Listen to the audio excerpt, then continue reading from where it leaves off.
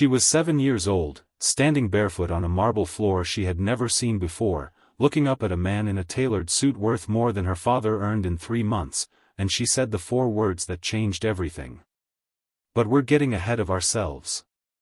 Because before that little girl spoke, before any of this could happen, a broken man had to find the courage to keep going.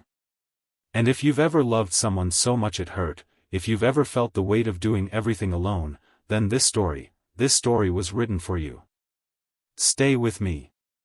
And if you haven't already, hit that subscribe button, because every week we bring you stories that will make you feel something real. Now, let's go back to where it all began. Daniel Harrow was 34 years old, and he was exhausted in a way that sleep could not fix. He had 2 daughters, Lily, who was 7, with her mother's stubborn chin and her father's quiet eyes, and May, who was 5, who still sometimes called out for someone who wasn't there anymore. Their mother, Claire, had passed away 18 months ago. A car accident on a Tuesday. The kind of day so ordinary that Daniel had kissed her goodbye at the door without really looking at her face. That was the thing that haunted him most, that he hadn't really looked. Since then, Daniel had been running. Not away from his daughters, never that, toward them, always toward them. He worked as an architect at a mid-size firm downtown, arriving early and leaving late only on the days his neighbor Mrs. Okafor could watch the girls. He cooked dinner with one hand and helped with homework with the other. He braided Lily's hair badly every morning, and Lily never complained, even though her classmates noticed. He read May the same 3 picture books every night until the pages softened at the corners. He was not a perfect father. But he was a present one. And in the absence of everything else, presence was the only gift he had left to give. Ethan Cole was not the kind of man people ignored. He walked into rooms and rooms changed temperature. He was 40 years old, the founder and CEO of Cole Architects International, one of the most respected architectural development firms in the country. He had built skylines. He had rebuilt cities after floods. He had won awards that sat in glass cases in his lobby, impressive and cold and rarely looked at. What the world did not know, what no profile or magazine cover ever quite captured, was that Ethan Cole was profoundly, quietly lonely. He had been engaged once, years ago. She had left not because he was cruel, but because he was absent in a different way than Daniel, not physically, but emotionally. He had given his whole heart to ambition, and by the time he realized what he had sacrificed, she was gone. He told himself he had made peace with it. He had not. He filled the silence with work, with travel, with buildings that touched clouds. But every evening, in his penthouse overlooking the city, he sat with a glass of whiskey and felt the particular ache of a life that looked beautiful from the outside and echoed from within. It was a coincidence that brought them together. Or maybe it wasn't. Daniel had taken the girls to Riverside Park on a Saturday, one of those crisp autumn mornings when the city pretends to be gentle. Ethan jogged through the park every Saturday, his therapist had suggested it, and he had grudgingly complied. He was not the jogging type. He was doing badly at it. He stopped near a bench to catch his breath, and that was when he saw them. Not Daniel first. Lily. She was sitting cross-legged on the grass, drawing something in a sketchbook with intense concentration, the tip of her tongue between her teeth. And what she was drawing, Ethan could see it from where he stood, was a building. Not a house. A building. With windows shaped like diamonds and a rooftop garden and staircases that spiraled in ways that defied easy logic. It was wrong in all the technical ways. It was extraordinary in every other way. He walked closer without thinking. "That's a remarkable structure," he said, and he meant it. Lily looked up without flinching. "It's a house for clouds," she said seriously. "So they have somewhere to rest." Ethan stared at her. Then he laughed, really laughed, the kind that surprised him, for the first time in longer than he could remember. Daniel appeared behind his daughter, protective and cautious the way single parents learn to be. "Can I help you?" he said, and his voice was polite but guarded. Ethan introduced himself. Daniel recognized the name and stiffened slightly, the way people do around wealth when they are worried about what it will cost them. But Ethan wasn't performing that day. He was just a man in running clothes who had just laughed at a child's drawing and felt something crack open in his chest. They talked for 20 minutes. Then May fell off the swing and scraped her knee and started crying, and Daniel dropped everything instantly, scooping her up with a practiced gentleness that Ethan watched with something he couldn't name. The way Daniel spoke to May, low and steady and sure, the way he looked at both girls like they were the whole point of everything, like nothing in the world mattered more, Ethan had never seen a man look at anything the way Daniel Harrow looked at his daughters. He handed Daniel his business card when they parted. "Your daughter has real architectural instinct," he said. "I run a summer program for young designers. I'd love for her to attend. No cost." He paused. "I'm not trying to be strange about this.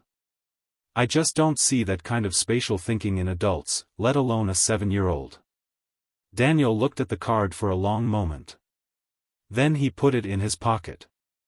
He called. Mostly, at first, about Lily and the program. But the conversation stretched. They discovered they had overlapping ideas about design, Daniel's quieter, more human-centered approach complementing Ethan's grand ambitions. Ethan offered Daniel a consulting role on a project. Daniel almost refused. He took it. And slowly, the way that real things grow, not in a rush, not with fireworks, but the way a tree grows, quietly and with deep roots, something began between them. Not romance, not yet. Something more foundational than that. Friendship. Genuine, unhurried friendship between two men who had both, in different ways, learned what it meant to lose something they couldn't get back. Ethan began showing up. Not dramatically. A Saturday here, helping Lily with a model building project. A Tuesday evening dropping off groceries when Daniel mentioned offhandedly he hadn't had time to shop. He sat through May's kindergarten recital in a folding chair and clapped louder than anyone. He learned that Lily liked her sandwiches without crusts and that May was afraid of the drain in the bathtub and that Daniel took his coffee black and bitter, the way people do when they've learned to expect life to be hard. And Daniel, cautious and careful, began to let him in. Not all at once. A little at a time. The way you open a window when you're not sure yet what the weather is. It was Ethan who said it first. He hadn't planned to. He had planned nothing, actually, which was unusual for a man who planned everything.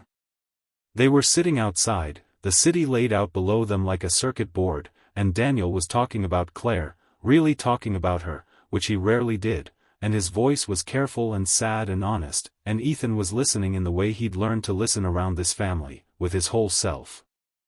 "I don't know how to stop feeling like I'm failing them," Daniel said. "Like they deserve more than I'm able to give on my own." Ethan was quiet for a moment. "Then, you're not failing them. You're the most present person I've ever watched parent." "But Daniel," he stopped. Started again. I know there's no right way to say this." He looked at the city, not at Daniel. "I want to be part of this. Your family. Your girls. I don't want to replace anything or anyone. He exhaled. "Marry me. Let me help you raise your daughters. Not because I feel sorry for you, I promise you, I have never once felt sorry for you. But because in the last 4 months, I have felt more at home sitting in your kitchen helping Lily with her homework than I have felt anywhere in 20 years. The silence after was long and full. Daniel didn't say yes. Not that night. He said he needed to think. He said it was a lot. He said, and this was the truest thing, I need to ask Lily. He tried to explain it carefully, in the way you explain difficult things to children, simply, and with honesty, and without making it about you. He told Lily that Ethan cared about their family. That Ethan had asked a big question. That nothing would ever change how much he loved her and May. That mommy would always be their mommy. That some families look different than other families, and that was okay. Lily listened with her serious face, the one that looked so much like Claire it sometimes made Daniel's breath catch. When he finished, she was quiet for a long moment.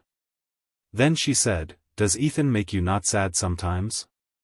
Daniel blinked. "Yeah," he said, his voice rough. "Sometimes he does." Lily nodded, like this settled something important. "Then I think he should stay," she said simply. "Because when you're not sad, you laugh more. And when you laugh more, May laughs. And May's laugh is the best sound." She looked at him with her 7-year-old certainty. "You should say yes, Daddy." "That's what I think." He said yes. Not in a grand gesture. Not with a speech. He showed up at Ethan's office unannounced on a Monday morning, walked past the receptionist who tried to stop him, opened the glass door, and said, simply, "Lily thinks you should stay." Ethan looked up from his desk. He understood immediately. He stood up. He crossed the room. And when he put his arms around Daniel, it was not the embrace of a billionaire and an architect. It was the embrace of two men who had both been living with an absence shaped like home, and had finally, impossibly, found their way back. They married in the spring, in a garden, with 40 people who mattered. May wore a dress she had chosen herself, purple, defiant, and slightly too big. Lily wore flowers in her hair and walked down the aisle with the gravity of someone performing a sacred duty. When the officiant asked if anyone had anything to say, Lily raised her hand. Everyone laughed. She stood up and said, in her clear, unafraid voice, "He makes my dad not sad." That's why we said yes. There was not a dry eye in the garden. There is no version of this story where everything is easy. Blended families are beautiful and complicated, and they require patience on the days when there is very little left. There are still nights when May cries for a mother she is already beginning to forget, and Daniel holds her and feels the helplessness of a grief he cannot fix. There are still moments when Lily goes quiet in the way she does when she is missing something she cannot name. Ethan is still learning. He will always be learning. But here is what is also true: there is a kitchen where 4 people eat dinner together. There is a hallway where 2 little pairs of shoes sit next to 2 large pairs of shoes. There is a man who laughs more now, and a child who notices, and a little girl's laughter that fills the house like light. Love does not always arrive the way we imagined it would. Sometimes it arrives late, after loss, after exhaustion, after we have convinced ourselves the door is closed. Sometimes it arrives in a park, laughing at a drawing of a house for clouds. Sometimes it finds you not when you are your best self, but when you are your most honest one, tired and trying and still showing up. That is the kind of love worth saying yes to.